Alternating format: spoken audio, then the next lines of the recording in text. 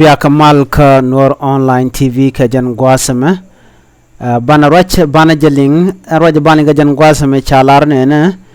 cha kwangan shali jean factories ni di shop kongwan shaka gagre wish ka juba ko yerkan ngwane tinde wish lat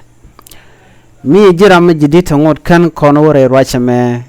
dere gwa jinder subscribe ki der je nyaw bakane ko ken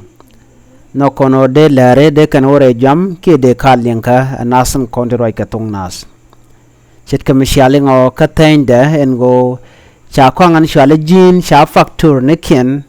pak factor de shop ka wan sha ka gagre wish ka juba ko yerkan ngani tinde wish lat agenda na balinga jan gwasam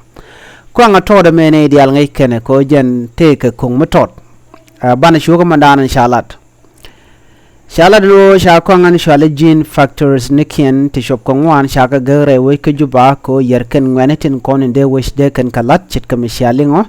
and Kwanga me Shalado Jen take a kong matod kick take a ping matod and around long a cook.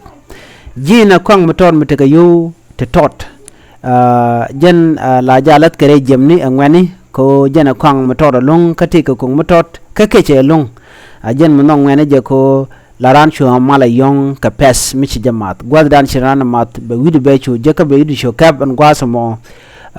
bi tendiala kon gorde lat keje be shulat go no der nyin kanat go no der a der do der kwal ka do ndial la kwang mo la kalede jen bo kwang me la jape no dong der do mo gwade lon kalani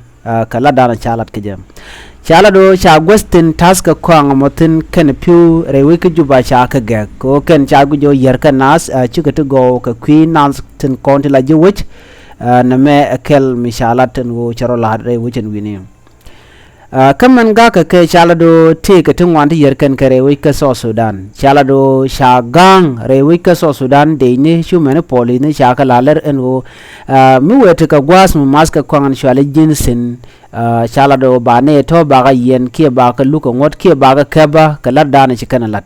chirama la kwere ki me yere we ki juba sha ngot yor penyeno sha kwang gorno ba mas en kwang dana shale jin ngwane ki enran ko en kwang shale jin jen pon chala kwang me jegalong ba jang nas ko shikan billet ki jakanas ko bikan ne itla jirola ki nas tnakanas ki nas tmaikanas re we ka so Sudan eneme chaje ladbe re we ka juba ka chalat ba men gos ko kien chet ketin kon tela steni an kwanga me kan gosren konten cha kwanga me chaje ngokten ki tin cha factor ne kien gwada kon task ke tin cha gektin gwadan shalke gumba shirkat an gwas mojen gwadan factory ni jin teketin chala do shaga gekan factor totono chala do sha kwanga mo logre istenitin kon kien ko en kwanga mo ki kwanga shwali jin fonde jaga ngwane ko bika ane tichur ki nas la nas machere we ka so Sudan kakan ba jaga nas ba ko bika neti ngeng ki ta la bangla kana lok bugro den chu yosmech lo na kanas cha la do en kwanga me kwanga ma je ki kwanga ma gwa yere chernat ki yere ngidnat ajen maga ka je re we ka so Sudan ka jen gwasame chala do cha kwang ma chaje gek ne to nasan kontin te kalat ko de which Sudan area la ka chala do ken chikan ngod me chikan yor pinga jen gwasme eno cha kwang sha lijine sha benere we ka so Sudan ramu aje ke je ko je ramo chala do baje ti ka ngot ka jen ba baje panish ki baje ti ke yoto wan te dong che de longa yor pin mi che kan ga yor pin ba chu yen ga te jen no ma akel mashalat chala do ba sha ngwan goro baje nen ka kem kan wen kona mask jin tel la jin la kana let re jem ken chala do na me shi magwa chanyo lat bo ne dia la ko ken chet ke nas tin ngani jitwari nasan kon shing ne kare lore re wi ka so Sudan chala do re part ni la lat ke ki ngar la lat ke chala do na mejen kwang dana mask ne chala do ken yere nas ke jagnas ko shikan bilet ke shikan de go shikan ga bichar na me akel mashalo ko kum so Sudan ke jen gwasa me chala do jin me cha factor ne ke ki gwada dan lat ke ketin ki gwada dan ta ta ketin cha ka ge kan tama kum so Sudan ramu wajik ba ti ko ngot ke ba je yen re we ka so Sudan na me jen na chalat mi jiram jidit ke jen gwasme gore jin subscribe ki bi jen nyakane de ko ken ko gor kono de ler titi de kan wore jam ki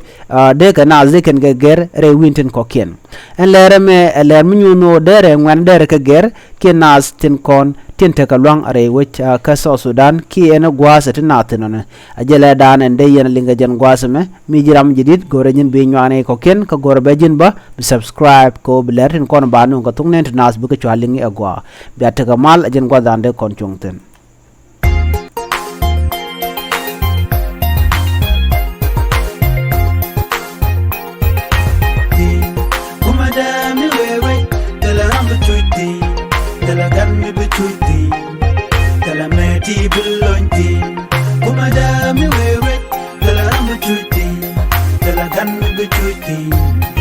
Tell